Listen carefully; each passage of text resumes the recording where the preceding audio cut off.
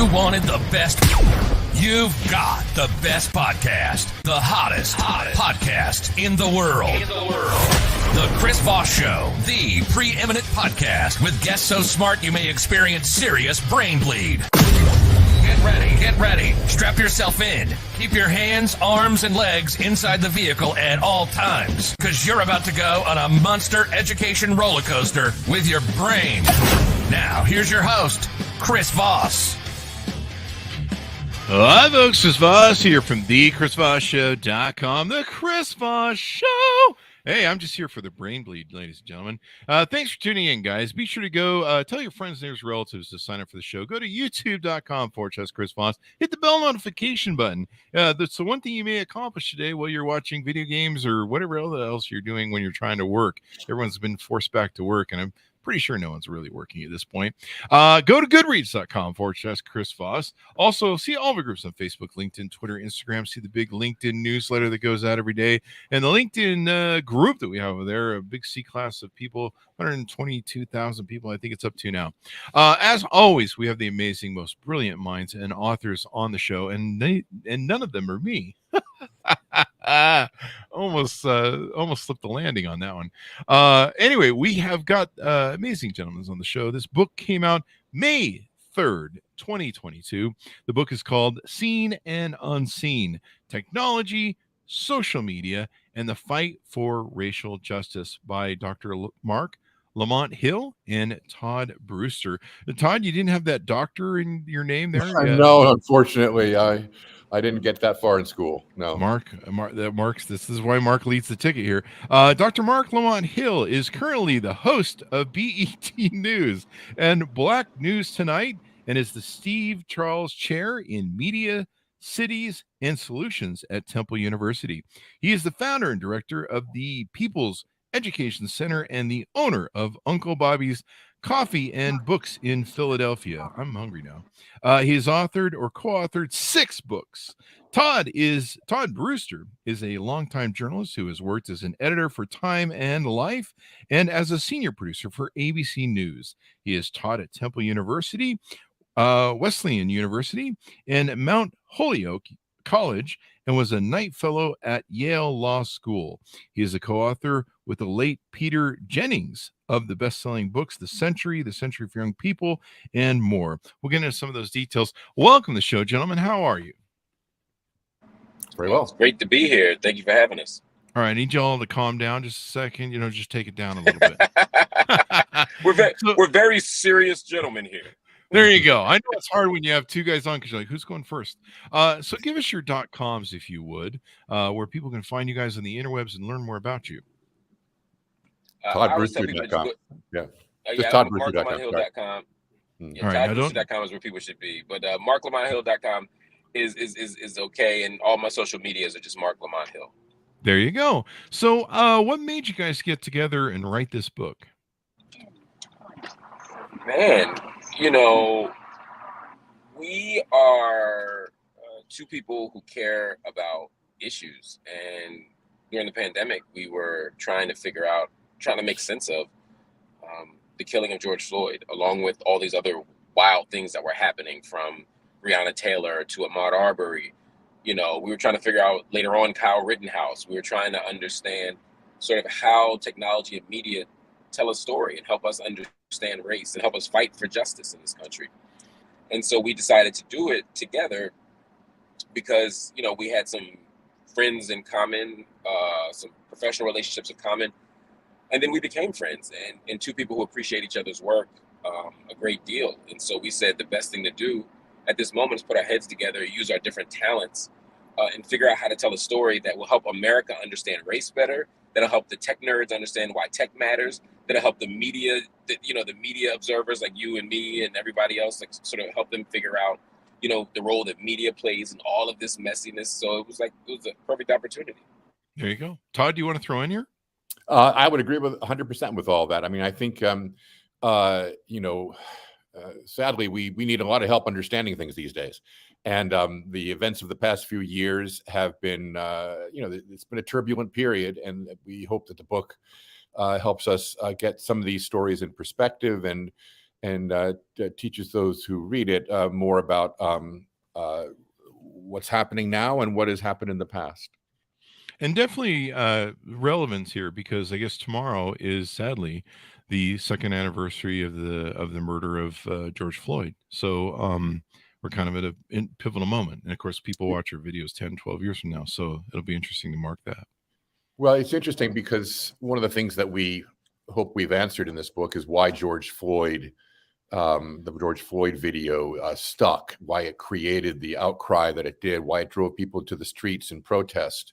Mm-hmm. What's left unanswered is the question is how long people will be remembering that video.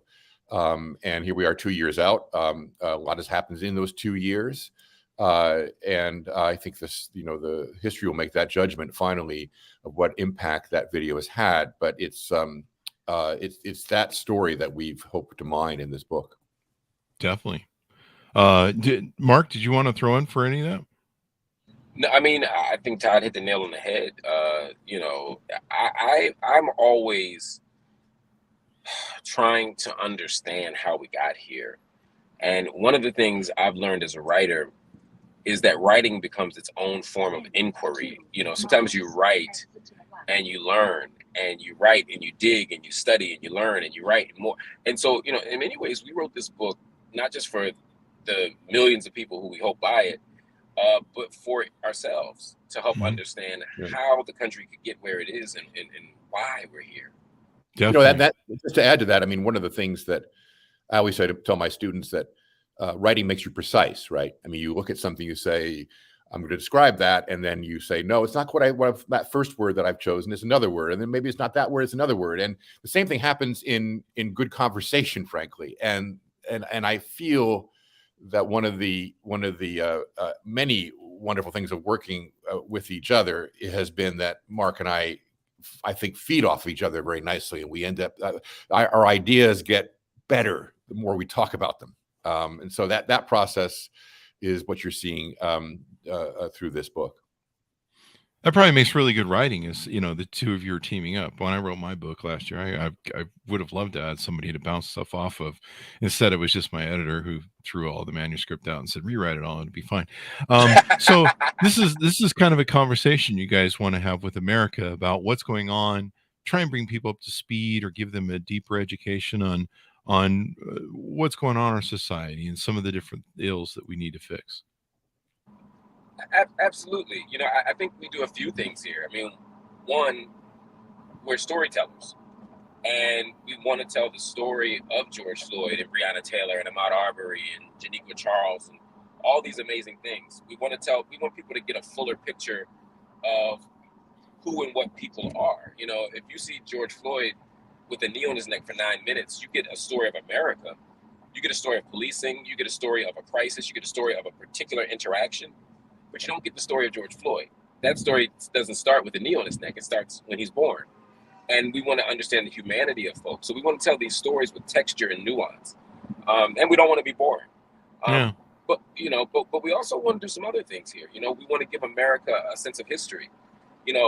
One of the things that America often does is, as Gore Vidal called it, the United States of amnesia, right? We like to forget. What is too painful to remember, we simply choose to forget, right? As the song goes.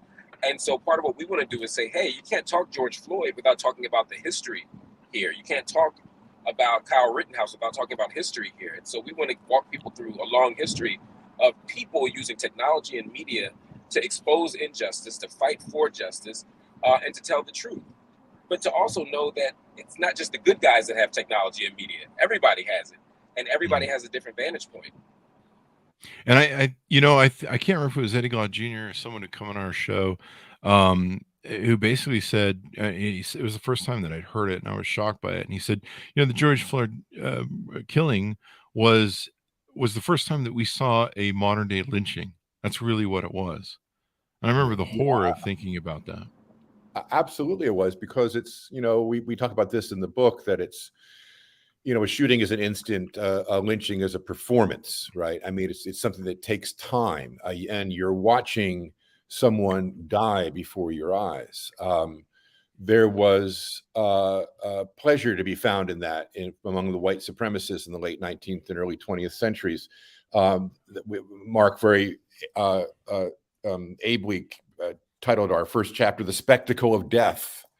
And for the white supremacists of the late 19th and early 20th centuries, those lynching Black victims, it was spectacle. It was an opportunity. It was a social event. It was something to take pictures of. It was something where you thirsted for souvenirs. And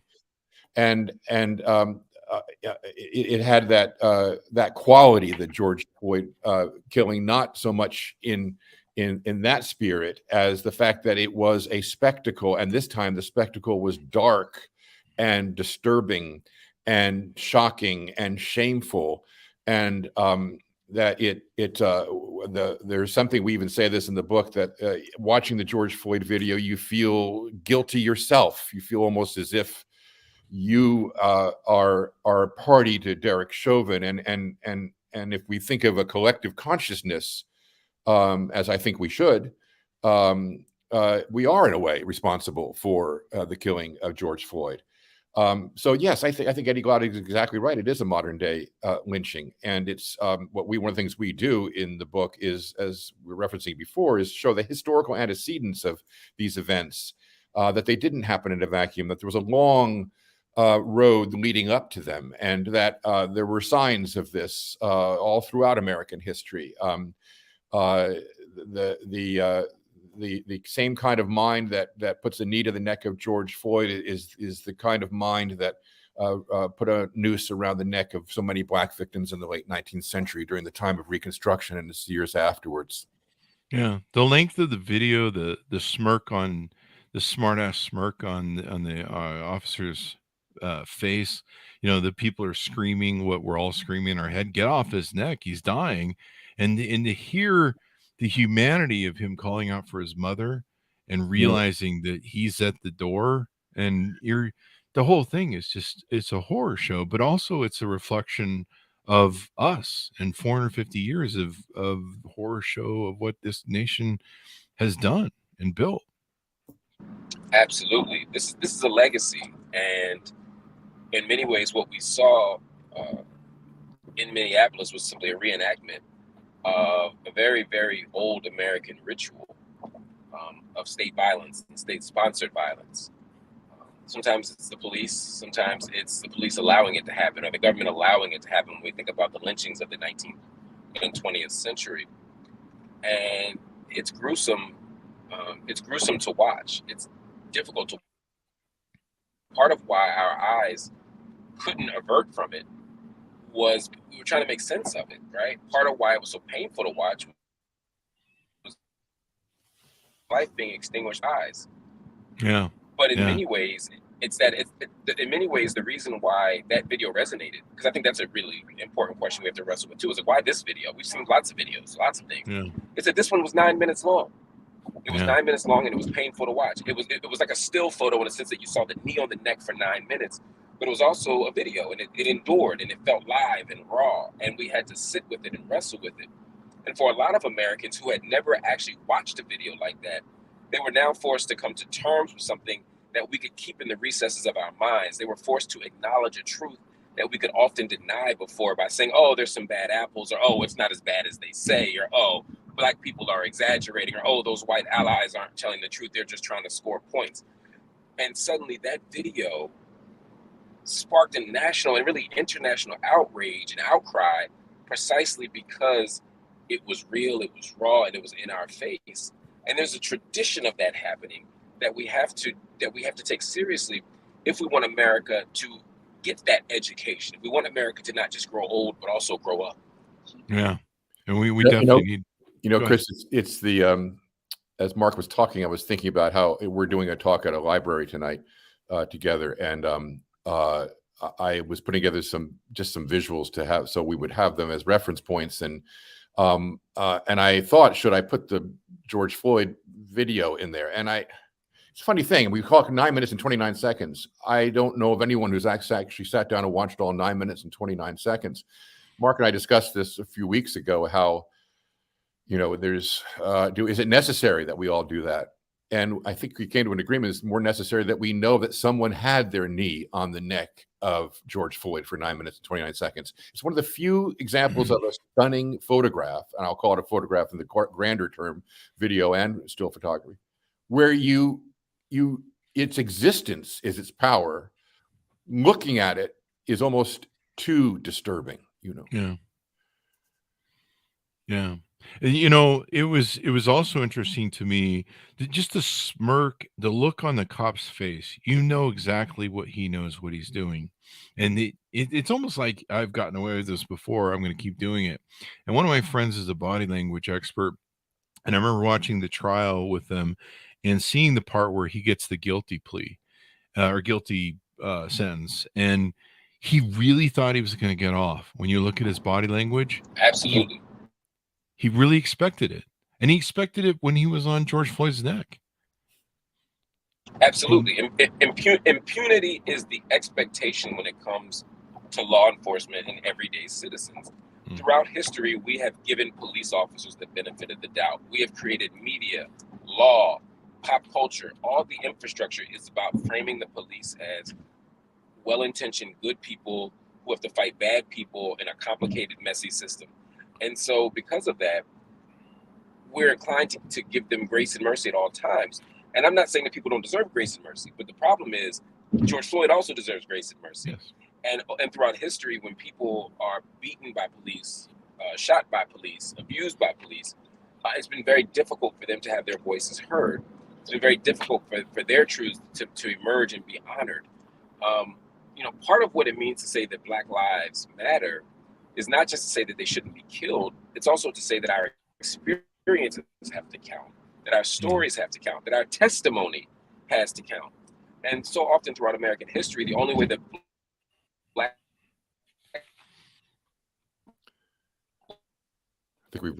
I think we lost you a little bit there, Mark, if you can hear us. Yeah. Maybe I'll jump in here just a little Sure. bit. I would say absolutely. Hey, Chris, can you hear me? We can hear you now. Go ahead. We lost you for about a minute there. Yeah. Okay. Sorry.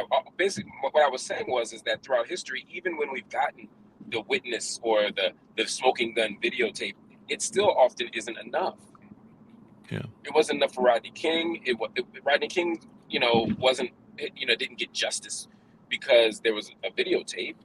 Walter Scott didn't initially get justice because there was a videotape. It's not enough, to say Black Lives Matter is not just to say don't kill us. It's to say trust our witness, believe our stories, believe our testimony, honor our experiences.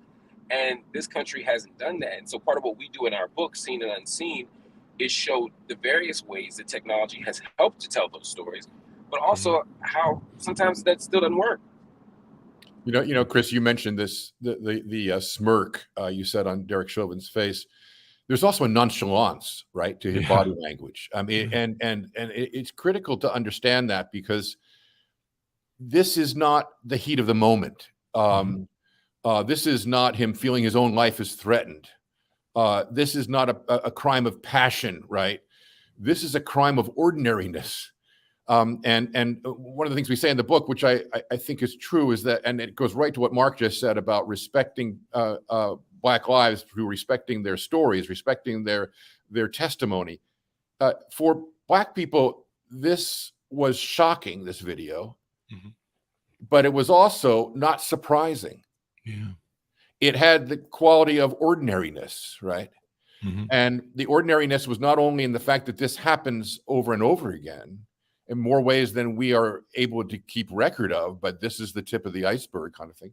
But also, look at the body language of the man committing the murder. Yeah. It's as if he's thinking about, what he's going to have for dinner. It has this quality of that life does not matter to me. I'm just going through the thing I go through every day. Yeah, and it just stays with us. It never ends. The recent shooting at the supermarket in, I believe, Buffalo. Yes. The fact that he just targeted Black people.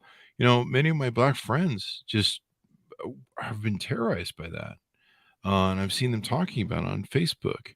and it's just a horror show.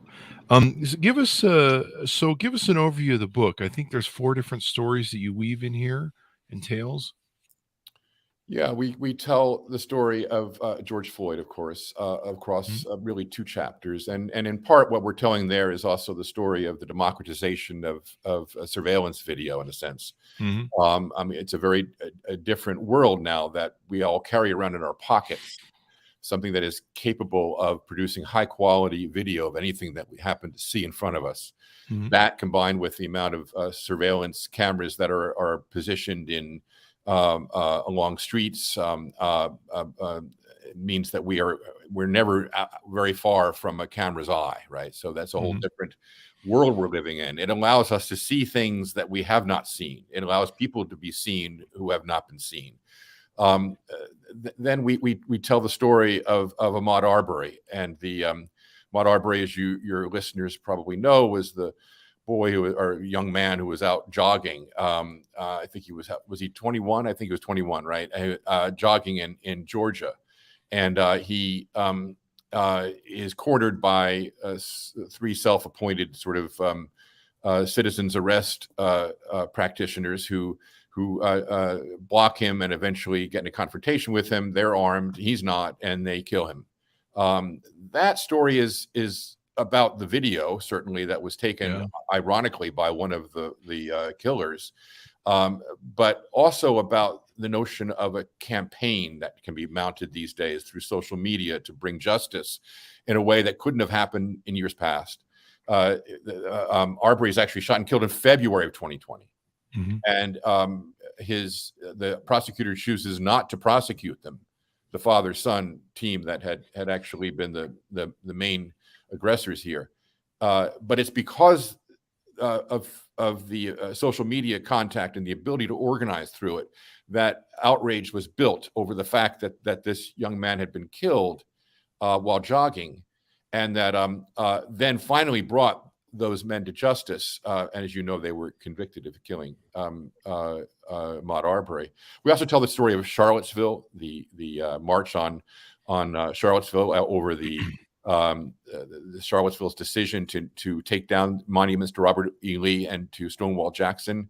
And we tell the story of Kenosha, where the violence there ended up with a 17-year-old Kyle Rittenhouse killing 2 people who were protesters in that day. Do you parallel them? How he was? I mean, it was just astounding how he just walked by the cops with his gun, like, "Hey, how's it going, eh?" And they're just like, "Yeah, just go home." Yeah, I mean, go ahead, Mark. No, I was just going to say it's somewhat stunning the way he was treated by police, and the way many of the sort of self-deputized vigilantes who were out there were not only ignored by law enforcement, they were even thanked at one point. Yeah. By police officers through their car speakers. So the idea is that we have different rules, different standards, different expectations for different folk. But this is why media and technology is so important. We talked about the lynching earlier, and the same photographs that were used to spark outrage for lynching and how violent it was, those same photos were passed around as postcards by people who were white supremacists, and not just like people in Klan's robes, but everyday people who would go to lynchings like picnics, and they would take home Black body parts as souvenirs. I mean, technology is what you do with it. Text is what you do with it. And similarly, Kyle Rittenhouse, when people were looking at his live raw footage, some people saw it as, a kid who'd been radicalized and went down to the ground to shoot some people on the opposite side of the aisle and some people who he disagreed with. Others saw him as an American patriot who was going down there to impose order. And so it's not just a question of differential treatment. It's really about different worldviews. It's about different ways of reading a person and a text. Yeah. It's about different values. It's about when Kyle Rittenhouse is running from the scene because he's just shot and killed one of the protesters. He's approached by others because they believe he's a mass shooter on the loose, right? Yeah. He's a mass shooter on the loose, and then he shoots them. Right. And so you have to say, who is the aggressor here? Who's the initiator here, right? It's a matter. We talk about this a lot. The need for curators, for people to help us understand what's in these videos, help us understand what's in the photographs, is keen. And it's here where we have to attach to people who share the values that we share. And some people say, well, that's reinterpreting with the raw truth in front of you. No, it's understanding it. It's understanding. Yeah. Right. The video doesn't lie. I mean, you can tell me all day long, don't believe what you see and hear. Wasn't there a administration recently that said that? But you can see it on the video, and you're like, no, I wasn't born yesterday. That's for real. What's going on? You guys also touch on some stuff with Frederick Douglass, and I think James Baldwin's in here as well. One of my favorite orators. Yeah, man. It's a fascinating thing when you think about media technology and the quest for racial justice for lots of reasons. And the book goes into many really interesting conversations about technology and media. But one of the other things we talk about is the influencer. Mm-hmm. And what it means to be an influencer. I don't know if there were celebrities before. There were famous people. There were people with influence. Mm-hmm. There's always going to be a Chris Voss in the world who can shape public thought and attention. But what does it mean for someone to be able to go on their IG and suddenly have you taking flat tummy tea? There's a way that influence happens on social media that we need to think through and sit with. And there are people who are shaping our consumer habits. There are people who are shaping our consumption habits through entertainment, through whatever. But then there are people who are shaping our thought, who are influencing how we think and talk about race.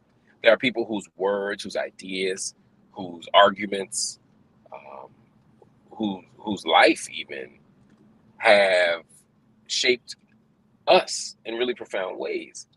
Now, mostly when we think about people like that, we think about people who are living. Mm-hmm. But it seems to me in the era of Black Lives Matter, and it's something I learned from Todd, and in the book, he did some really interesting digging on this particular point. The most quoted person in the context of Black Lives Matter, in the context of this racial justice project, this racial reckoning, the most quoted person is James Baldwin. Yeah.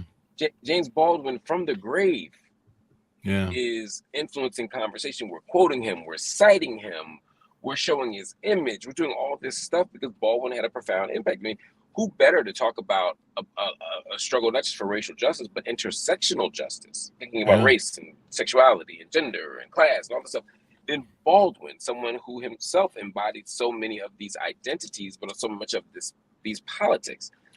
And so, Baldwin looms large in our book, not just because, our book, Seen and Unseen, kind of is an homage also to Evidence of Things Not Seen, his book on the Atlanta child murders. It's because Baldwin and his point about confronting things in order to change them is part of what we're trying to do with Seen and Unseen.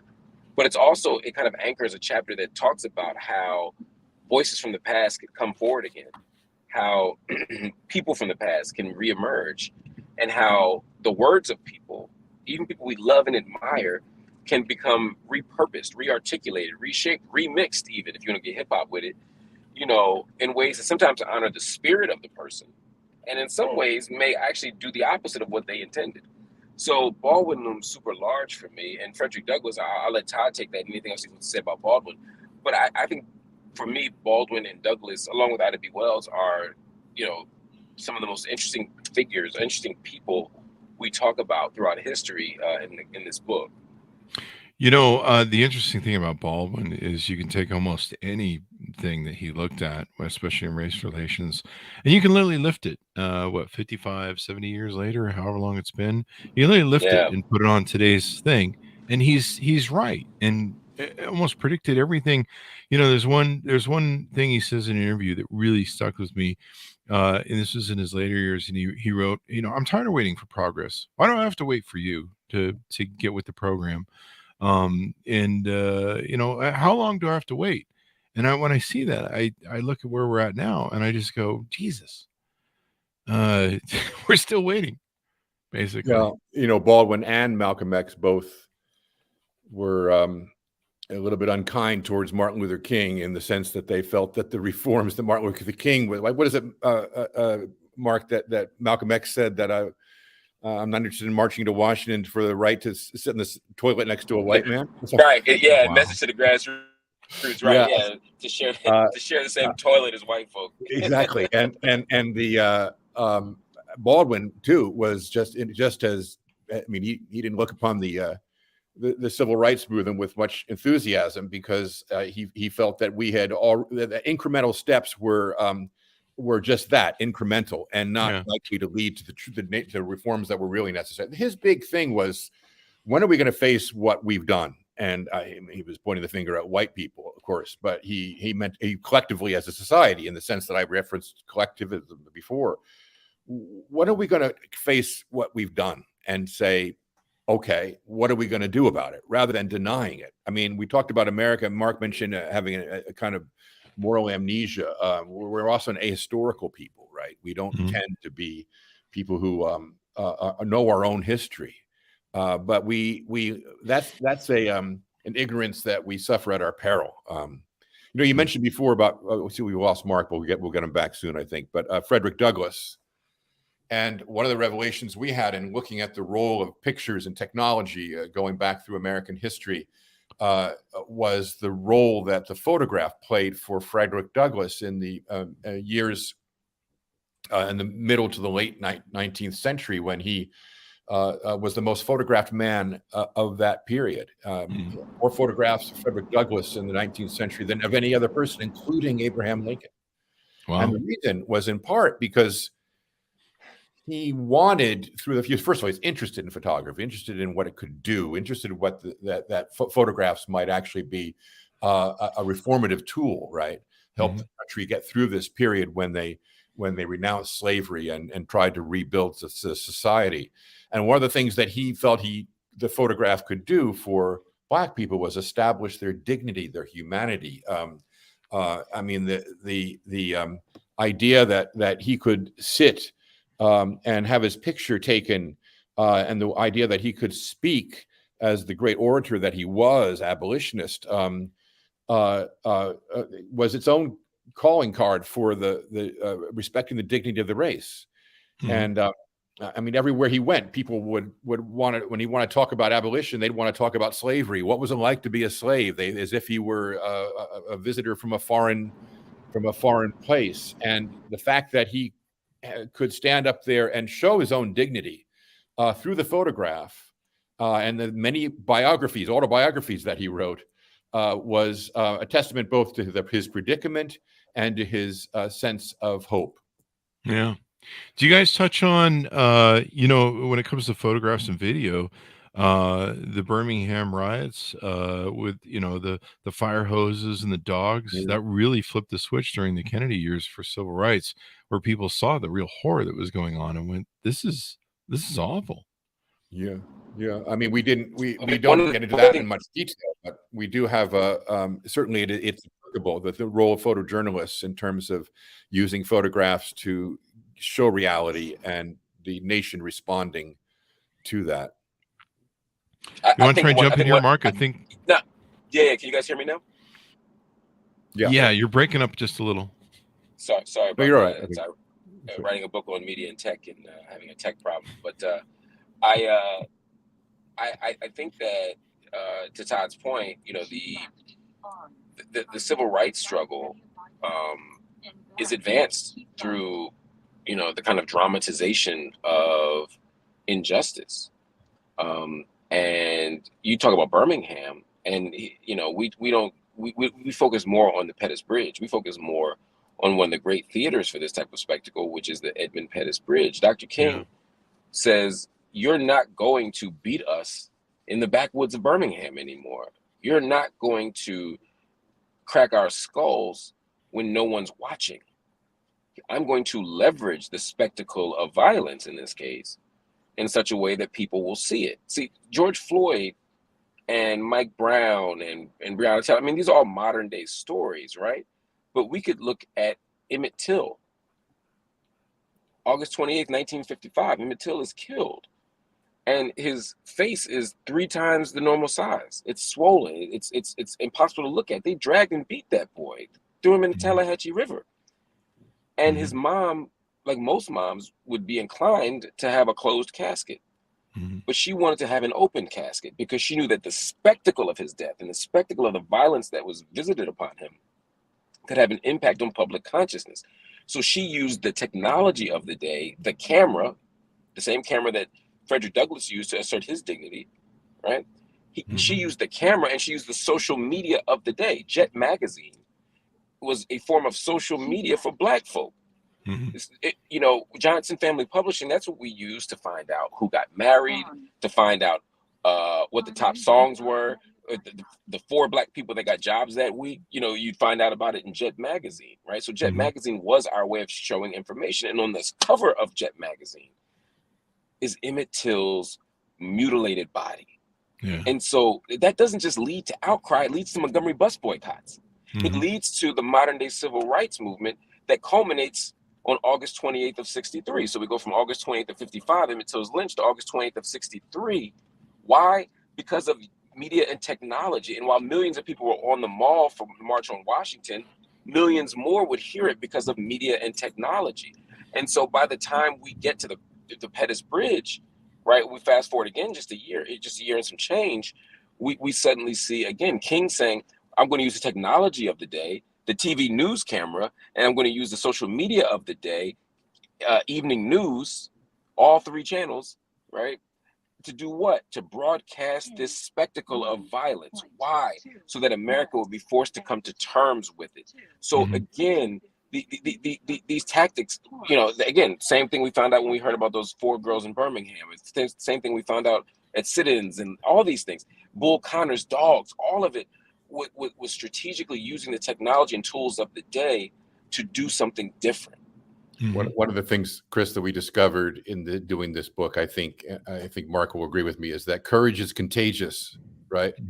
Courage is contagious. So what he just laid out, I mean, it is because of what Mamie Till does, leaving that casket open, that we get the Montgomery bus boycott, you know, that we get Little Rock, that we get all the way to the March on Washington, and all the way finally to Darnella Frazier, the 17-year-old who's walking down a Minneapolis street and could have kept on walking. Probably felt there was some danger to her standing there. The situation was escalating, but she did pull out her phone, raised it up, and she kept it on a scene of a man dying. There's courage in that. Yeah. It's powerful that we have these sort of tools. I know now there's supposed to be more police officers that have body cameras on, so that we can try and capture stuff if they, you know, don't turn them off. I guess there's been some guys that have turned them off at different scenes. There's you know, more and more. I mean, just it's there's video everywhere you go, and video usually just doesn't lie. I mean, you're like, yeah, I can trust and see what my own eyes tell me. What are some other aspects we want to tease out about the book? Well, let me push back on one. I think Todd and I are both going to go ahead, Todd. No, you go ahead. You go ahead. I was going to say video lies a lot, man. I think that's one of the. That's one of the lessons we've learned throughout this project, is that video is a text. And like any text, I mean, imagine if we laid a Bible on the ground, or a Quran, or on the table, excuse me. We laid a Bible on the table, or Quran on the table, and said, "Oh, it speaks for itself." You'd have 50 million people arguing. In fact, there have been centuries of battles and debates and even wars based on what this seemingly objective, clear text says. Right now, you say, "Well, video is different because you can see it. It's not open to any kind of disagreement. It is what it is." Until you lay down and have to look at the spectacle of violence between a police officer and a citizen, and somebody says, well, yeah, the officer was threatened, I feel the same way, and someone else says, no, the guy wasn't threatening the officer intensified or escalated this. Until you have to watch an interaction, we could debate over and over and over, and just like if we were debating balls and strikes in a baseball game, right? and I'm from Philadelphia, so that's what we do all the time. We may disagree with an umpire's decision, and ultimately there may be no ultimate truth. It's how you see it. It's how you're calling the strikes, balls and strikes that day. It's how big the zone is. It's related to the player who comes up. All of these things matter. There's no such thing as a video that doesn't have a context to it. And in the United States, that context, it has to include race, class, gender, geography, religion, all of those things. And so, unfortunately, when Rodney King is beaten and the jurors see that video, they're not just seeing a black guy getting beaten by some cops. They're also seeing a history of black people being framed as violent. So when the prosecution, when the defense lawyer say, "Oh, this guy was a PCP crazed monster who would have destroyed the city of LA single-handedly if they hadn't subdued him bravely," that's the story we get. Yeah. And I suppose just to add one thing there, though, Chris, because that's where I was going to go, Mark. You're absolutely right. But what makes the George Floyd video so compelling is that you stop. Many people stop, I should say, who may have believed that, who had a bias towards the decency of and the motivation of police. You stop and you say, maybe I'm wrong. Maybe I'm wrong. And that was its power. Part of its power was certainly that it disrupted, was transformative in this sense. And you saw it across the country, as Mark has said many times, as we've been interviewed on this book, it's because of what happened there that we have the discussion about defunding the police. It's because of what happened there that other episodes are now looked upon with more credibility, right? Even if the video isn't quite as compelling, because now we have this sense that, yes, this is possible. This may even be probable in certain circumstances. Yeah, you guys are right too. I didn't think about the factor of even like prejudices when people look at stuff, because I know there were some people who looked at the George Floyd thing and on the Republican side that are like, rule of law and all that, rim-rah from Nixon. And I think it goes back further than that. But yeah, it's incredible. We don't, and now you see us doing this fight over critical race theory, and people, they don't want to deal with the shame of it. And I think that's one of the mediums of the video and the stuff that we've talked about, is that it's a mirror to us, and it's shameful and it hurts. It's painful, especially if you have a conscience or some sort of empathy. And yet we're still fighting over, that maybe we should learn parts of our history that were whitewashed. We've had a ton of great authors on this show that have educated me on so much that I was never taught, that was whitewashed in school, that I should have learned and didn't. And now it's time for us to reconcile that. Yeah, I think that one of the things that we should get comfortable with is that history is messy. It's not one story of glory after another, and that's okay. So long as we face it. I mean, Baldwin said, we can't change everything that we face, but we certainly can't. But we must face everything that. I'm not going to get this wrong. We can't change everything that we face, but we should face everything has changed, needs to be faced. I think that's what it is. So the idea being that we have to be honest, we have to be genuine, we have to be able to look at ourselves warts and all in order to be able to move forward. Yeah. One of my sayings, and my audience has heard it enough, their ears are probably going to bleed when I say it again. One of my sayings is, the one thing man can learn from his history is that man never learns from his history.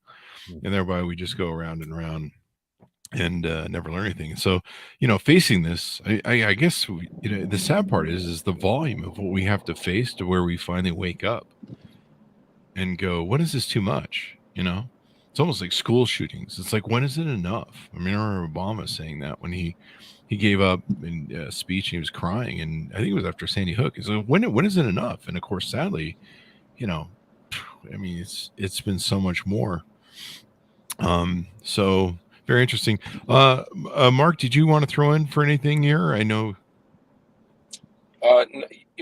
Ultimately, when I think about the future of this country.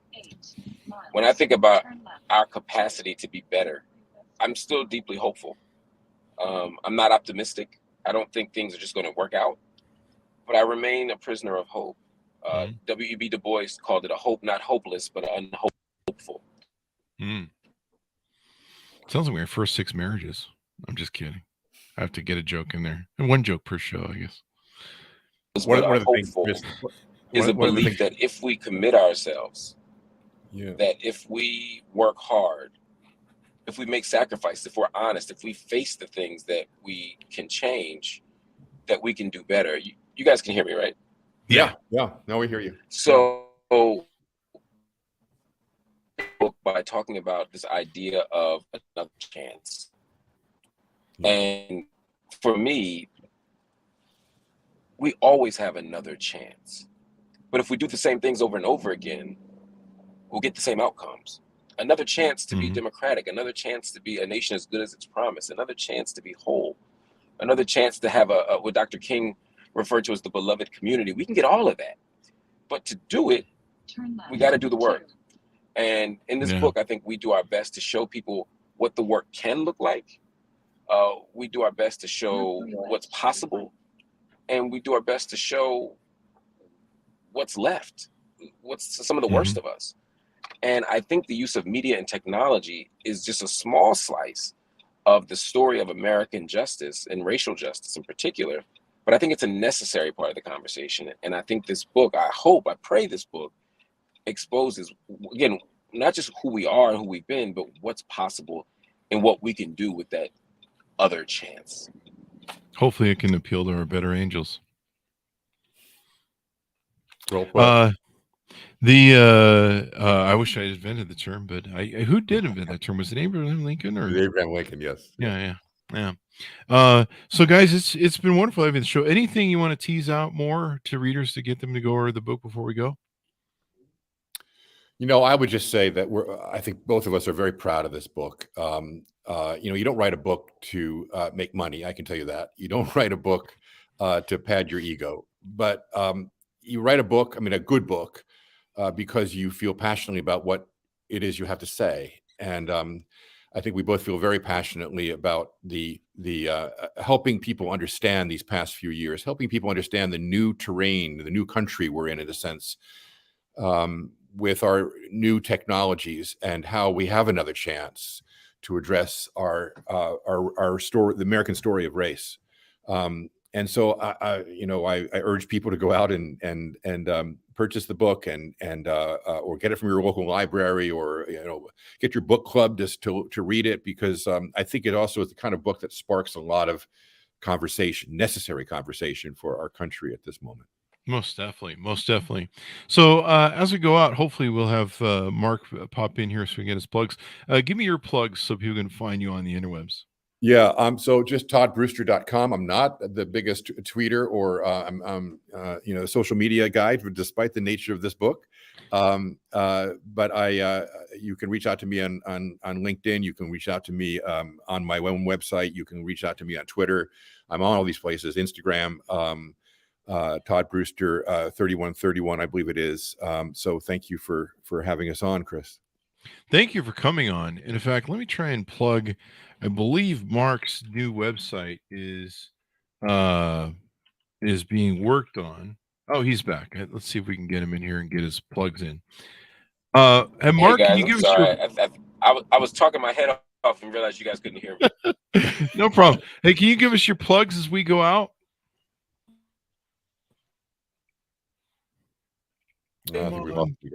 Come on, phone gods, work with us. But I believe Mark's book is his .com, and I believe it's being built right now. It's marklamonthill.com. Do you know his Twitter off the top of your head by chance? I don't know it. I'm sorry. Okay. Yeah. Well, put the links in the thing. Just plug in this search. It'll come up. Yeah. There you go. So folks, it's been wonderful to have both of you guys on. Thanks for coming on. Thank you, Chris. Appreciate it. Thank you, and thanks to Mark. And hopefully he arrives safely at his destination. Guys, Order up the book, Seen and Unseen: Technology, Social Media, and the Fight for Racial Justice by Mark Lamont Hill and Todd Brewster. Also go to goodreads.com/Chris Voss. See my book and everything we're reading and reviewing over there. Go to youtube.com/Chris Voss. Hit the bell notification button. All of our groups on Facebook, LinkedIn, Twitter, Instagram, all those crazy places the crazy kids play. Thanks very much for tuning in. Be good to each other. Stay safe. And we'll see you guys next time.